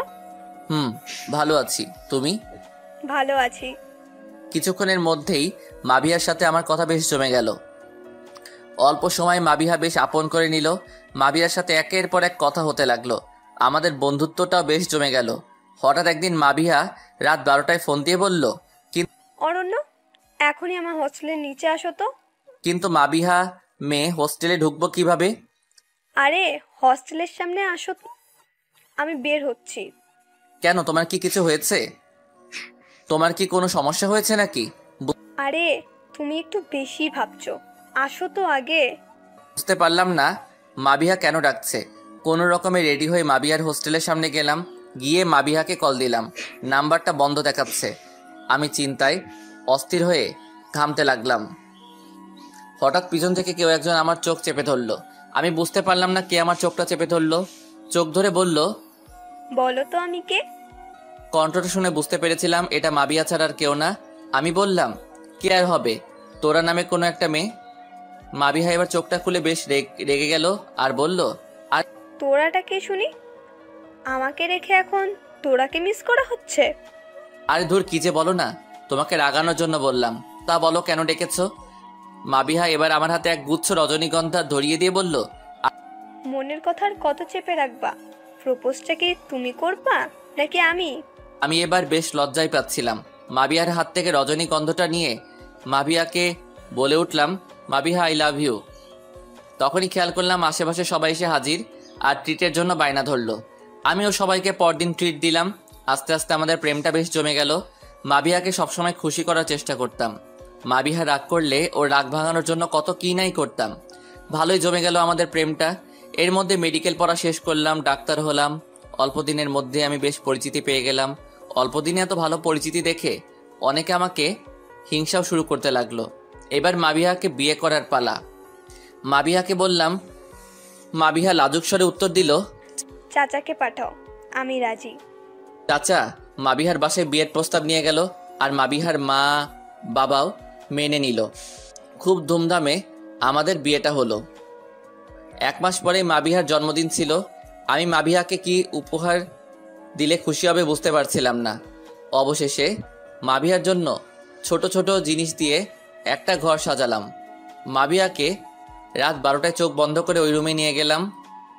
মাবিহার চোখ খুলে এসব দেখে বেশ খুশি হলো। আমাকে জড়িয়ে ধরে সেদিন বলল, আমি অনেক খুশি, কিন্তু আমি চাই তুমি আমাকে তোমার থেকে 2টা বাড়ি লিখে দাও, যাতে আমি গর্ব করে বলতে পারি আমার স্বামী আমাকে বার্থডেতে বাড়ি গিফট করেছে। মাবিহার কথাটা শুনে কোনোরূপও সন্দেহ ছাড়াই আমি ওকে বাড়ি লিখে দেই। এর ঠিক 1 মাস পরে মাবিহা আমাকে বলল, অরণ্য, এই নাও ডিভোর্স পেপার, সাইন করে দাও, আর আমার কাবিনের সব টাকা আমাকে দিয়ে দাও। মাবিহার কথা শুনে আমার যেন মাথায় আকাশ ভেঙে পড়ল। মাবিহা হঠাৎ কি বলছে এসব? হয়তো মজা করছে। মাবিহা, মজা করো না তো, এসব মজা আমার পছন্দ না, তুমি জানোই তো। তাহলে মজা করছো কেন? অরণ্য, আমি সিরিয়াস, আমাকে ডিভোর্স দাও। মাবিহা, এসব বলার মানে কি? কি জন্য তুমি আমাকে ডিভোর্স দিবা? কি কমতি রেখেছি তোমার? তুমি যা চেয়েছো দিয়েছি, তাহলে কেন? তোমাকে কি দেইনি বলো? আমি জানি তুমি আমাকে পাগলের মতো ভালোবাসো। আমি জানি আমার জন্য তুমি অনেক করেছো, কিন্তু এছাড়া আমার কোনো উপায় নেই। আমাকে ভালোবাসলে আমাকে ডিভোর্স দাও। কিন্তু কেন? তারপর মাবিহা যা বলেছিল আমি আমার কানকেও বিশ্বাস করতে পারছিলাম না, কারণ মেয়ে মানুষ এতটা স্বার্থপর হতে পারে জানা ছিল না। মাবিহা বলেছিল, আমি তোমাকে কখনো ভালোই বাসিনি, আমি তো ভালোবাসি আকাশকে। আমি আকাশকেই বিয়ে করব। তোমার সাথে যা ছিল সেটা একটা সাজানো নাটক। সাজানো নাটক মানে? হ্যাঁ, সাজানো নাটক। আমি কলেজে পড়ার সময় আকাশকে ভালোবাসতাম, আকাশও আমাকে ভালোবাসতো, কিন্তু আমাদের ভালোবাসার মধ্যে একটাই সমস্যা ছিল, তা হলো টাকা। আমি মধ্যবিত্ত পরিবারের ছিলাম, আর আকাশের পরিবার ছিল নিম্নবিত্ত। তার উপর আকাশ পড়াশোনায় তেমন একটা ভালো স্টুডেন্ট ছিল না। অপরদিকে আমি মেডিকেলে পড়তাম। আকাশকে আমার পরিবার কোনোভাবেই মেনে নেবে না তা বুঝতে পারছিলাম না, আর আমিও আকাশকে ছাড়া বাঁচব না। আমাদের রিলেশনে একমাত্র বাধা ছিল টাকা। দুজনে খুব চিন্তায় পড়ে গেলাম। এটা নিয়ে দুজনের মধ্যে ঝামেলা হতো। কি করব বুঝতে পারছিলাম না। এত টাকা কিভাবে পাবো তাও বুঝতে পারছিলাম না। এটা বুঝতে পারছিলাম আমাদের ভালো থাকার জন্য টাকার খুব দরকার। হঠাৎ একদিন খেয়াল করলাম তুমি আমাকে ফলো করছো, আমার দিকে তাকিয়ে থাকো। বুঝতে পেরেছিলাম তুমি আমাকে ভালোবেসে ফেলেছ। তোমার খোঁজ নিলাম, জানলাম তুমি এক বাবার ছেলে, বাবা মা নেই, অনেক টাকা পয়সার মালিক। আমি আকাশকে বললাম, আকাশ জানো, আমাদের মেডিকেলে একটা ছেলে আমাকে মনে হয় পছন্দ করে, সারাদিন ফলো করে, আমার দিকে তাকিয়ে থাকে। ছেলেটার নাম অরণ্য। খোঁজ নিয়ে জানলাম বাবার নাকি অনেক টাকা। ছেলেটা খুব বোকাশোকা জানো। আকাশ আমার কথা শোনার পর একরাশ হাসি দিয়ে বলল, তাহলে তো আমাদের কপাল খুলে গেছে। কপাল খুলে গেছে মানে? আমি যা বলে তুমি তাই করলেই হবে। আমার কথাটা শুধু মন দিয়ে শোনো, যদি আমাকে না হারাতে চাও। হ্যাঁ বলো, কি করতে হবে? তোমার জন্য আমি সবটা করতে পারবো, তবু তোমাকে হারাতে চাই না। তাহলে শোনো, তুমি ছেলেটার সাথে জাস্ট প্রেমের নাটক করো, যত পারো তাকে ইমোশন করো, আর তার দুর্বলতার সুযোগ নিয়ে যত পারো টাকা নাও। যেহেতু বড়লোক আর বাবা মানেই বকা, আর সবচেয়ে বড় কথা হলো তোমার প্রতি দুর্বল, সেহেতু টাকা আদায় করতে সমস্যা হবে না, আর আমাদেরও প্রবলেম সলভ। তুমি যা বলবা তাই হবে, তবু তোমাকে হারাতে পারবো না। আমি যে তোমায় বড্ড ভালোবাসি। তারপর আকাশের কথা মতো কলেজে ফাংশনের দিন তোমার সাথে কথা বলে নাটক করা শুরু করি। একের পর এক নাটক করি। আকাশ ছিল নাটকের লেখক আর আমি ছিলাম অভিনেত্রী। তোমার কাছ থেকে একের পর এক বায়না করতাম, আর তুমি আমার সে বায়না পূরণের জন্য মরিয়া হয়ে উঠতে। তোমার থেকে টাকা নিয়ে আকাশের সাথে ডেটে যেতাম, কিন্তু সমস্যা ছিল যে বিয়ের আগে তো তোমার কাছ থেকে বাড়ি ঘর লিখে নেওয়া যাবে না। তাই দুজন ঠিক করলাম বিয়ে ঠিক হলে বাড়ি লিখে নিব, আর বিয়ের দিন তুমি যা গয়না দিবে তা নিয়ে পালিয়ে চলে যাব। তাই তুমি বলার সাথে সাথে বিয়েতে রাজি হয়ে যাই, কিন্তু বাড়ি লিখে নিতে পারিনি। তাই ভাবলাম গয়না নিয়েই পালাবো, কিন্তু বিয়ের আগের দিন আকাশ বলল, আমাদের গয়না দিয়ে কিচ্ছু হবে না, তুমি বিয়েটা করে নাও। মানে? আকাশ, আমি তোমাকে ভালোবাসি, অরণ্যকে কেন বিয়ে করব? পাগল হয়ে গেছো তুমি? আরে বোকা, বিয়ে না, নাটক করবা। নাটক করে বিয়ে করে অরণ্যের কাছ থেকে সুযোগ বুঝে 2টা বাড়ি লিখে নিবা, তাহলে আমাদের জীবন আর টাকার কষ্ট থাকবে না। হাই। আমিও আকাশের কথায় রাজি হয়ে গেলাম, বিয়ে করে ফেললাম তোমাকে। বিয়ের পর সুযোগ খুঁজতে লাগলাম কখন তোমার কাছ থেকে 2টা বাড়ি লিখে নিব, কিন্তু আমি সুযোগ বের করার আগেই তুমি সুযোগ বের করে দিয়েলে আমার জন্মদিনে আমাকে সারপ্রাইজ দিবে বলে। আর আমিও এই সুযোগটা কাজে লাগিয়ে নিলাম, তোমার কাছ থেকে বাড়ি লিখে নিই। কিন্তু বাড়ি বিক্রি করতে আর ডিভোর্স পেপার রেডি করতে আর আকাশকে বিয়ে করতে আরও 1 মাস দেরি হয়। আর আজকে সব কাজ সম্পন্ন হলো, তাই তোমাকে জানালাম। আর শোনো, তুমি ডিভোর্স না দিলেও 3 মাস পর এমনি ডিভোর্স হয়ে যাবে। আর আমি আকাশকে বিয়ে করে নিয়েছি, আমরা বিদেশে চলে যাব। ও কিছুক্ষণ পর আসবে, ওর সাথে চলে যাব আমি। মাবিহা, এসব কি বলছো? এতদিনের ভালোবাসা আর স্মৃতি সব মিথ্যা আর সব নাটক। বিবেকে বাঁধলো না আমার সাথে এত বড় নাটক করতে? আমি কি ক্ষতি করেছিলাম তোমার? তোমাকে যা বলেছি ঠিক বলেছি, তুমি কোনো ক্ষতি করনি, কিন্তু আমাদের ভালোবাসার পূর্ণতার জন্য তোমাকে এটুকু কষ্ট দিতেই হতো, তা না হলে আমরা ভালো থাকতাম না। তাই বলে এত বড় ধোঁকা, এত বড় ছলনা পারলে কি করে? আমি তোমাকে কতটা ভালোবাসি তুমি তো জানো, কেন আমাকে এভাবে কষ্ট দিলে? সরি অরণ্য, এছাড়া আর কোনো উপায় ছিল না, মনে কষ্ট নিও না। আর একটা সুসংবাদ দেই, তোমার কাছে এটা সুসংবাদ কিনা জানি না, তবে আমার কাছে সুসংবাদ। বিয়ের 1 মাস পরেই জানতে পারি তোমার আর আমার বাচ্চা আমার পেটে এসেছে। 15 দিন আগে আমি আর আকাশ মিলে ওইটাকে নষ্ট করে দিই। এত বড় অন্যায় তুমি কিভাবে করলে মাবিহা? মা হয়ে নিজের বাচ্চা নষ্ট করতে কেমনে পারলে?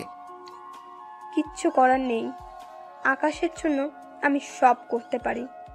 আকাশ চলে আসবে, আমি ওর সাথে চলে যাব। হঠাৎ টুংটাং কলিং বেলের আওয়াজ শোনা গেল। মাবিহা দরজা খুলল। খেয়াল করলাম একটা ছেলে এসেছে।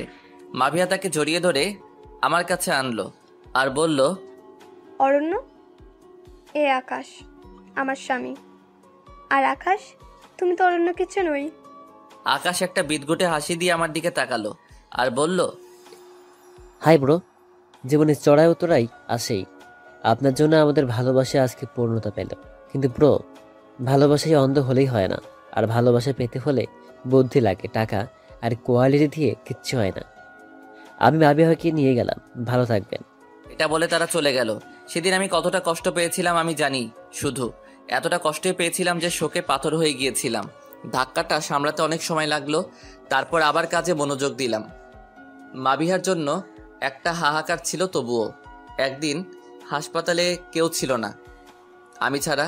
হঠাৎ খেয়াল করলাম একটা মেয়ে আসলো আর বলল, ডক্টর সাহেব, আমার পেটে খুব ব্যথা, একটু আলটা করে দেখেন না কি হয়েছে। পেটের ব্যথায় নড়তে পারছি না। মেয়েটার কান্না দেখে বুঝতে পারলাম মেয়েটা হয়তো অনেক কষ্ট পাচ্ছে পেটের ব্যথায়।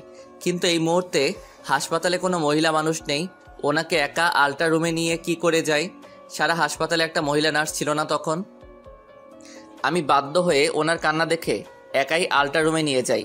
আলট্রা রুমে নিয়ে যাওয়ার পর উনি হঠাৎ দরজা লাগিয়ে দিল আর বাঁচাও বাঁচাও করে চিৎকার দিতে লাগলো। আমি বুঝতে পারছিলাম না উনি এমন কেন করছে।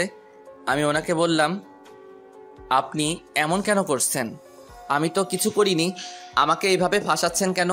উনি আরো জোরে চিৎকার করতে লাগলো। আমিও ভয় পেতে লাগলাম উনি এমন কেন করছেন এটা ভেবে। ভয়ে রুমের দরজা খুলে ফেললাম। দেখলাম আমার কলিগ দাঁড়ানো, আরো কিছু লোক সাথে। আমার কলিগ বলে উঠল, সি অরণ্য সাহেব, আপনি এমন কাজ করলেন? দেখুন, আমি কিছু করিনি, আমাকে ফাঁসানো হচ্ছে। আপনি যে কিছু করেননি তা তো বুঝতেই বা দেখতেই পাচ্ছি। আপনার বউ আপনাকে এজন্যই ছেড়ে গিয়েছে, তাই না? সেদিন আমার কথা কেউ বিশ্বাস করেনি। আমার নামে ধর্ষণের মামলা করা হলো। হাসপাতালের এক নার্সকে জিজ্ঞেস করেছিল আমি কেমন। উনিও সেদিন মিথ্যা সাক্ষী দিয়েছিল আর বলেছিল, আমি এতদিন ভয়ে মুখ খুলিনি। এই অরণ্য সাহেব অনেকবার কুপ্রস্তাব দিয়েছে আমাকে, অনেকবার আমাকে ব্যবহার করার চেষ্টা করেছে। উনি একজন বদমাইশ লোক, ওনার যোগ্য শাস্তি কামনা করছি। আমি সেদিন বুঝতে পারছিলাম না উনি কেন আমার নামে এমন মিথ্যা বলল। যে আমি মাবিহাকে ছাড়া কোনো মেয়ের দিকে তাকাইনি, সে আমাকে একটা দোষারোপ করলো। আমাকে ধর্ষণের জন্য শাস্তি দেওয়া হলো। পত্রিকায় বড় করে হেডলাইন দেওয়া হলো, এক অবহেলিত মেয়েকে ধর্ষণের দায়ে ডাক্তার অরণ্যকে শাস্তি প্রদান করা হয়েছে। ধর্ষক হিসেবে আমার ছবি ছাপা হলো। আমাকে চাকরিচ্যুত করা হলো, 2 বছরের জেল দেওয়া হলো। পরে জানতে পারি আমার কলিগ ওদেরকে দিয়ে আমাকে ফাঁসিয়েছে, কারণ আমার পরিচিতি বেশি ছিল। রোগীরা ওর থেকে বেশি আমার কাছে আসতো। এজন্য মেয়ে 2টারে টাকা দিয়ে এ কাজ করিয়েছে। হায়রে টাকা! সামান্য কয়টা টাকার জন্য মেয়ে 2টা আমার জীবন নষ্ট করে দিল, আমার মান সম্মান সব শেষ করে দিল। বাইরে মুখ দেখাতেও আমার এখন কষ্ট হয়। কি দোষ ছিল আমার? আমার নিজের মা আমাকে ছেড়ে চলে গেল।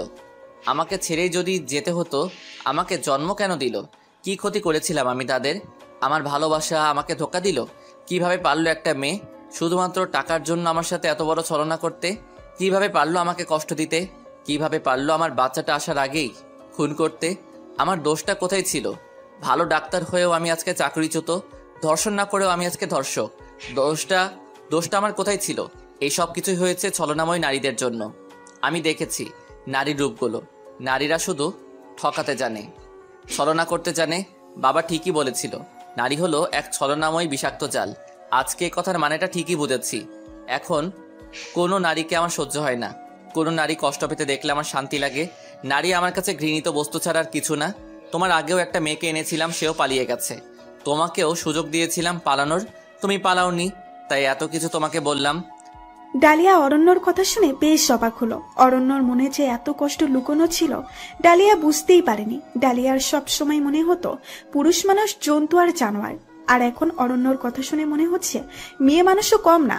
ভালোই বুঝতে পারছিল অরণ্য বারবার প্রতারণার শিকার হয়েছে, আর এসব বিশ্বাসঘাতকতা আর প্রতারণা অরণ্যকে এমন বানিয়েছে। হঠাৎ ডালিয়া খেয়াল করলো অরণ্য একটা বিটখুটে হাসি দিচ্ছে। ডালিয়া ভয় পেয়ে গেল, অরণ্য এভাবে কেন হাসছে? ভয়ে ভয়ে ডালিয়া অরণ্যকে বলল, অরণ্য বাবু, এভাবে হাসছেন কেন? অরণ্য ডালিয়ার কথা শুনে দৌড়ে রান্নাঘরে গেল, আর রান্নাঘর থেকে এসে একটা গরম খুন্তি ডালিয়ার পিঠে চেপে ধরলো। ডালিয়া চেঁচিয়ে উঠল আর বলল, ও আল্লাহ গো, চলে যাচ্ছে আমার, এবার আমাকে ছেড়ে দিন। তোকে কষ্ট দিতে পারলে আমার শান্তি লাগে। ডালিয়া বুঝতে পারলো অরণ্যর হয়তো মা বিহার কথা মনে পড়েছে, আর মা বিহার কথা মনে হলেই অরণ্যর মেয়েদের প্রতি ঘৃণা জন্মায়।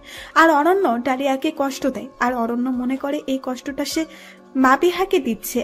তাই ডালিয়া নিজেকে সামলিয়ে কাঁদো কাঁদো কণ্ঠে বলল, আপনার যদি আমাকে কষ্ট দিয়ে শান্তি লাগে আপনি কষ্ট দিন, আমাকে কষ্ট দিয়ে শেষ করে দিন, তবু আপনি ভালো থাকুন। অরণ্য ডালিয়ার কথা শুনে কিছুটা অবাক হলো। সে ভাবলো একটা মেয়েকে সে এত কষ্ট দিচ্ছে আর মেয়েটা তার সুখের জন্য এসব বলছে। হয়তো এটাও এই মেয়ের ছলনা। তাই অরণ্য ডালিয়াকে একটা লাথি দিয়ে বলল, তুইও ছলনা শুরু করলি, ভালো সাজার অভিনয় করছিস, আমাকে ফাঁসানোর চেষ্টা করছিস, তাই না? কিন্তু আমি তো আগের মতো বোকা না যে তোর কষ্টে গলে যাব। ছলনাময়ী কোথাকার। আপনি যা ইচ্ছা ভাবেন, আমার তাতে কিচ্ছু যায় আসে না। আপনার যদি আরো মারতে মন চায় মারুন, মেরে যদি আপনি শান্তি পান তাহলে মারুন, যত পারুন মারুন। আমাকে তো আপনি আপনার শান্তির জন্যই কিনে এনেছেন, আমার কাজই তো আপনাকে শান্তি দেওয়া। এখন যদি আপনি মেরে শান্তি পান তাহলে মারুন, আমি তো আর কিছু করতে পারবো না, সহ্য করা ছাড়া তো আমার উপায় নেই। অরণ্য ডালিয়ার কথা শুনে কোনো রূপ কথা না বলে সেখান থেকে প্রস্থান নিল। অরণ্য যাওয়ার পর ডালিয়ার রুমে চলে আসলো। ডালিয়ার পিঠটাই হাতও দিতে পারছে না। ডালিয়ার পিঠটা মনে হচ্ছে জ্বলে যাচ্ছে, কিন্তু তবুও আজকে অরণ্যর প্রতি ডালিয়ার ঘৃণা জন্মাচ্ছে না। কেন জানি না আজকে অরণ্যর প্রতি অদ্ভুত ভালো লাগা আর মায়া কাজ করতেছে। অনেকদিন পর ডালিয়ার কোনো ছেলের প্রতি মায়া জন্মালো। ডালিয়ার কাছে সব ছেলেকেই নরপশু মনে হতো, এখন ডালিয়ার মনে হচ্ছে সব ছেলে এক না, সবাই শুধু মেয়েদের মাংস পিণ্ড ভাবে না। কিছু ছেলে মেয়েদের ভালোবাসা দিয়ে আগলেও রাখে। এসব ভাবতে ভাবতে ডালিয়া একটু চোখ বুঝলো। হঠাৎ অরণ্য ডালিয়ার রুমে আসলো। অরণ্যর আওয়াজ শুনে ডালিয়া চোখ খুললো আর খেয়াল করলো অরণ্যর হাতে কি একটা জানো। ডালিয়া মনে মনে ভাবতে লাগলো এবার হয়তো তার কপালে আরো দুঃখ আছে। ডালিয়া কাপা কাপা স্বরে বলল, অরণ্য বাবু আপনি, কিছু লাগবে? তুমি একটু ওই দিকে ফিরো। কোন দিকে? পিঠটা আমার দিকে ফিরাও। কেন? আমি কি আবার কোনো ভুল করেছি? এত প্রশ্ন করতেছো কেন? তোমাকে যা বলতেছি তাই করো।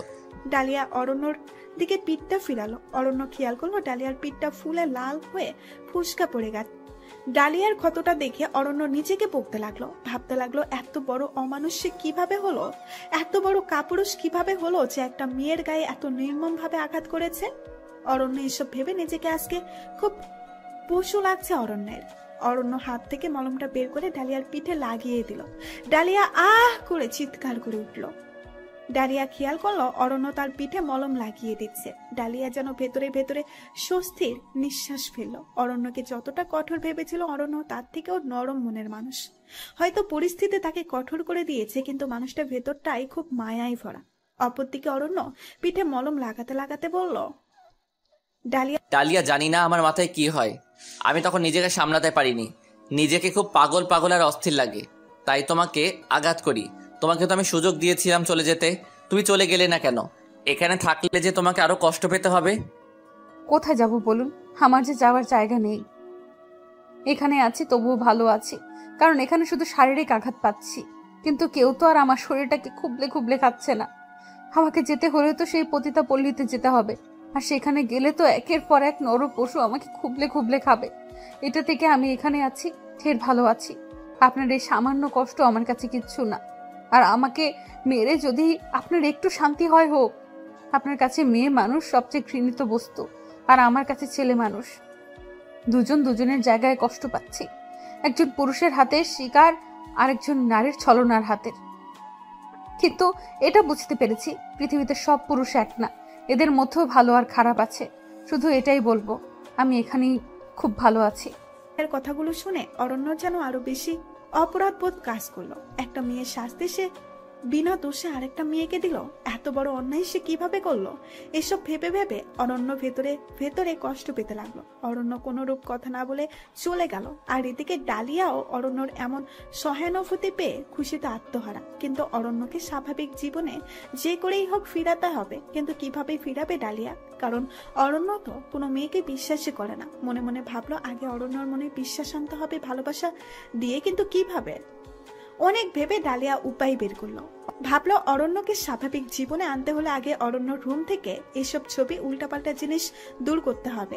ডালিয়া যা ভাবলো তাই করলো। মনে মনে ফাঁক খুঁজতেছিল যে অরণ্য কখন বের হবে। হঠাৎ খেয়াল করলো অরণ্য বাহিরে গিয়েছে। ডালিয়া অরণ্য রুমে গিয়ে মাবিহার ছবি, ডালিয়ার কাটা চুল, ডালিয়ার ছবি এগুলো খুলে ফেলে দিল। রহমত চাচা ডালিয়ার এসব দেখে বলল, এসব কি করছো মা তুমি? অরণ্য যদি এসে দেখে তোকে যে খুব মারবে মা। চাচা মারলে মারুক, আমি অরণ্যের ভালোর জন্যই এমন করছি। তুমি কি চাও না অরণ্য স্বাভাবিক জীবনে ফিরে আসুক? তা তো চাই মা, ছেলেটা আমার কষ্টে পাথর হয়ে গেছে রে।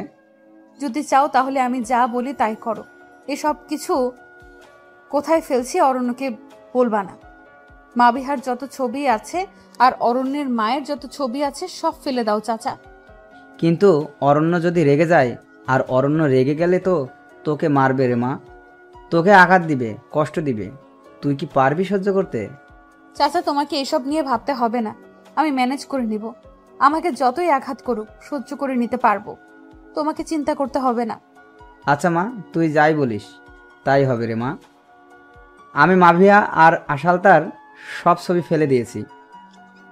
তারপর ডালিয়া আর রহমত চাচা মিলে মাবিহা আর আশালতার সব স্মৃতি ফেলে দিল। ডালিয়া দেওয়ালের লেখাগুলো মুছে দিল, বাড়িটা সুন্দর করে সাজালো। সব কাজ শেষে ডালিয়া অরণ্যর জন্য অপেক্ষা করতে লাগলো, কখন অরণ্য আসবে, এসে কি করবে। এসব ভেবে ডালিয়া বারবার ভয়ে কুকড়ে যেতে লাগলো। আবার ভয় লাগলো যা হবার হবে, অরণ্যর জন্য এতটুকু করতে ডালিয়ার সমস্যা নেই। ঠিক সন্ধ্যার দিকে ডালিয়া টুংটাং কলিং বেজের আওয়াজ শুনলো। ডালিয়া দৌড়ে গিয়ে দরজা খুললো। দরজা খুলে দেখলো অরণ্য এসেছে। অরণ্য বাড়িতে ঢুকে দেওয়ালে খেয়াল করে দেখলো কোনো লেখা নেই। চারপাশে খেয়াল করলো, দেখলো বাড়িটা নতুন ভাবে গোছানো। তাড়াতাড়ি রুমে গেল। রুমে গিয়ে দেখলো সবকিছু উল্টাপাল্টা, কোনো ছবি নেই। অরণ্য এসব দেখে রেগে মেগে আগুন হয়ে গেল। চিল্লিয়ে চিল্লিয়ে বলতে লাগলো, রহমত চাচা, রহমত চাচা, কোথায় তুমি? তাড়াতাড়ি আসো। রহমত চাচা অরণ্যর চিল্লানো শুনে তাড়াতাড়ি অরণ্যর কাছে গেল আর গিয়ে বলল, বাবা কি হয়েছে, এভাবে চিল্লাচ্ছিস কেন? তুমি কি সত্যিই বুঝতে পারছো না আমি কেন চিল্লাচ্ছি? আমার রুম থেকে মাবিয়ার ছবি কোথায় গেল? সারা বাড়ি এভাবে গোছানো হলো কেন? কথা বলছো না কেন? না মানে না মানে না মানে মানে করছো কেন? উত্তর দাও, কার এত বড় সাহস আমার অনুমতি ছাড়া আমার ঘরে ঢুকে আমার ঘর গুছিয়েছে? পাশ থেকে ডালিয়া বলে উঠল, অরণ্য বাবু আমি করেছি। ডালিয়ার মুখ থেকে অরণ্য এই কথা শুনে আরো রেগে গেল। রেগে গিয়ে ডালিয়ার চুলের মুঠি ধরে বলতে লাগলো, তোরে এত বড় সাহস কে দিছে? সকালে তোকে একটু দয়া দেখিয়েছি বলে এত বড় সাহস দেখাইছিস, তাই না? তোর সাহস হলো কিভাবে যে তুই আমার অনুমতি ছাড়া আমার ঘর গুছাইছিস? আপনি আমাকে যত পারুন মারুন, আমার কোনো কষ্ট নেই, কিন্তু আপনার জীবনটা পাল্টানোর জন্য এইটুকু করা জরুরি ছিল। আমি চাই না আপনি এভাবে জীবনযাপন করুন, চাই না এভাবে কষ্ট পান। আপনার যদি আমাকে মেরে শান্তি হয় তাহলে তাই করুন। অরণ্য ডালিয়ার কথা শুনে আরো রেগে গেল। চুল টানতে টানতে নিয়ে গেল সিঁড়ির কাছে। সিঁড়ির কাছে নিয়ে গিয়ে টেনে হিসড়ে ফেললো। আর ডালিয়া সিঁড়ি থেকে গড়িয়ে গড়িয়ে নিচে পড়ে গেল। ডালিয়ার সাথে সাথে সেন্সলেস হয়ে গেল। রহমত চাচা ডালিয়ার কাছে দৌড়ে গেল আর গিয়ে দেখলো ডালিয়ার কোনো সারা শব্দ নেই। রহমত চাচা অরণ্যকে বলল, বাবা মেয়েটা যাই করেছিল তোমার ভালোর জন্যই করেছিল, আর তুমি এ কি করলে? এটা তো কোনো সারা শব্দ নেই। একজনের রাগ তুমি আরেকজনের উপর ছাড়লে। বাবা দেখে যাও, মেয়েটার অবস্থা ভালো মনে হচ্ছে না, শ্বাস প্রশ্বাস চলছে না। কি হয়েছে মেয়েটার বুঝতে পারছি না, তাড়াতাড়ি হাসপাতালে নিয়ে যেতে হবে। রহমত চাচার কথা শুনে তাৎক্ষণিক অরণ্যর মনে হলো সত্যিই তো সে এমন কেন করলো। ডালিয়াকে এতটা আঘাত করা তার ঠিক হয়নি। দৌড়ে নিচে নামলো। ডালিয়ার হাত ধরে দেখলো তার পালস অনেক নেমে গেছে, শ্বাস প্রশ্বাস চলছে না। অরণ্য ভয় পেয়ে গেল। তাড়াতাড়ি করে ডালিয়াকে হাসপাতালে নিয়ে গেল। ডাক্তার ডালিয়াকে ইমার্জেন্সিতে নিয়ে গেল। অরণ্য আর রহমত চাচা বাহিরে দাঁড়িয়ে রইল। ডাক্তার অনেকক্ষণ চেক আপ করলো আর বাহিরে এসে অরণ্যকে বলল, আপনার রোগীর অবস্থা ভালো না, ট্রিটমেন্ট চলছে, আর আপনাকে একটা ফর্ম ফিল আপ করতে হবে। তাড়াতাড়ি ফর্ম ফিল আপ করে রোগী ভর্তি করান, নাহলে রোগীকে বাঁচানো সম্ভব হবে না। অরণ্য ডাক্তারের কথা শুনে থমকে গেল। এটা ভেবে যে তার জন্য আজকে একটা নির্দোষ মেয়ে মরতে যাচ্ছে, যে মেয়েটা কিনা তার ভালো করতে চেয়েছিল। এতটা নিষ্ঠুর সে কিভাবে হলো, এটাই ভাবতে লাগলো। তাড়াতাড়ি গেল ডালিয়াকে ভর্তির জন্য। সেখান থেকে ফর্ম দিল ফিল আপ এর জন্য। অরণ্য সব ফিল আপ করে নার্সকে দিল। নার্স ফর্মটা দেখে অরণ্যকে বলল, স্যার, রোগী আপনার কি হয় সেটা তো পূরণ করেননি, এটা একটু পূরণ করে দিন। অরণ্য বেশ বিব্রত বোধ করলো, বুঝতে পারলো না কি লিখবে। কিছুক্ষণ কাগজটা ধরে চুপ করে দাঁড়িয়ে রইল। নার্স আবার বলে উঠল, স্যার তাড়াতাড়ি ফিল আপ করে দিন। অরণ্য এবার শূন্যস্থানটাই লিখে দিল যে রুগীর স্বামী হয় অরণ্য আর রুগী তার স্ত্রী। তারপর নার্স ফর্মটা নিয়ে চলে গেল। আবার ডালিয়ার চিকিৎসা শুরু হলো। আর এদিকে অরণ্যর বুকটা যেন হাহাকার করতে লাগলো ডালিয়ার জন্য। তীব্র এক যন্ত্রণা শুরু হলো অরণ্যের। বারবার ডালিয়ার সুস্থতা কামনা করতে লাগলো। ডালিয়ার জন্য মরিয়া হয়ে উঠলো, নিজেকে খুব বেশি অপরাধী ভাবতে লাগলো। আর এদিকে অনেকক্ষণ চিকিৎসা করার পর ডাক্তার এসে বলল, এখন রোগী আগের থেকে একটু ভালো আছে। তুমি মানসিকভাবে আঘাত পেয়ে ছোটখাটো একটা অ্যাটাক হয়েছে। আপনার স্ত্রীকে সংসারের প্রেশার দেবেন না, মানসিকভাবে ফ্রি রাখবেন। আপাতত 2 দিন হাসপাতালে ভর্তি থাকতে হবে, আর 2 দিন পরে বাসায় নিয়ে যাবেন। আর উনি শারীরিকভাবেও অনেক দুর্বল, ওনার একটু যত্ন নিতে হবে। আর এখন রোগী ঘুমাচ্ছে, আপনি চাইলে রোগীকে দেখতে পারেন। আপনাদের মধ্যে কে রোগীর কাছে যাবেন সিদ্ধান্ত নিন। এ বলে ডাক্তার চলে গেল। পাশ থেকে রহমত চাচা বলল, বাবা তুমি যাও, গিয়ে দেখো ডালিয়া মায়ের কি অবস্থা। আর কোনো আঘাত করো না, মেয়েটা যে অনেক কষ্ট সহ্য করছে, আর কষ্ট দিও না। চাচা তুমি চিন্তা করো না, আমার বিবেক বুদ্ধি সব হারিয়ে ফেলেছিলাম, তাই এমন করেছি। ডালিয়াকে কিচ্ছু করব না। আমি গেলাম চাচা ডালিয়াকে দেখতে বলল। অতঃপর অরণ্য ডালিয়ার কাছে গেল। গিয়ে দেখলো ডালিয়া শুয়ে আছে। ডালিয়ার জ্ঞান এখনো ফিরেনি। অরণ্য ডালিয়ার পাশে গিয়ে বসলো। খেয়াল করলো ডালিয়ার চেহারাটা কত নিষ্পাপ। এই অল্প বয়সে কত কষ্টই তাকে সহ্য করতে হয়েছে। আর আমি কিনা এই মেয়েকে এইভাবে আঘাত করেছি। এইসব ভেবে অরণ্যর ভেতরে অপরাধ বোধ কাজ করতে লাগলো। ভেতরে ভেতরে কষ্ট পেতে লাগলো। ডালিয়ার পাশে বসে এক পলক ডালিয়ার দিকে তাকিয়ে রইল। হঠাৎ ডালিয়ার জ্ঞান ফিরল। ডালিয়া ফেরার সাথে সাথে অরণ্য ডালিয়াকে বলল, ডালিয়া সরি, তোমাকে আমি এত বড় কষ্ট দিয়ে ফেলছি, এজন্য সরি। আঘাত পেতে পেতে আমি যে এক অমানুষ হয়ে গিয়েছিলাম, তুমি আমাকে মাফ করে দাও। আজকে তোমার কিছু হলে নিজেকে ক্ষমা করতে পারতাম না। এটা বলে অরণ্য ডালিয়ার হাত ধরলো। আর ডালিয়া অরণ্যর দিকে তাকিয়ে দেখলো অরণ্যর চোখে পানি ছলছল করছে। এই অরণ্য তো